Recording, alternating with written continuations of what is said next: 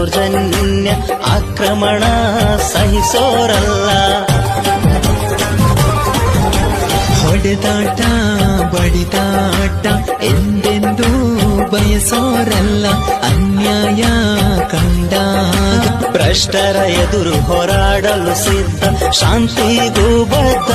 ನ್ಯಾಯ ಕೇಳುವೆವು, ಹೋರಾಡುವೆವು, ಭ್ರಷ್ಟರ ಆರ್ಭಟ ತಡೆಯುವೆವು. ಮುಂದಿಟ್ಟ ಹೆಜ್ಜೆಯ ಹಿಂದಿಡೋ ಮತ್ತೆ ಇಲ್ಲ. ಮಿತಿ ಮೀರಿದ ದೌರ್ಜನ್ಯ ಆಕ್ರಮಣ ಸಹಿಸೋರಲ್ಲ.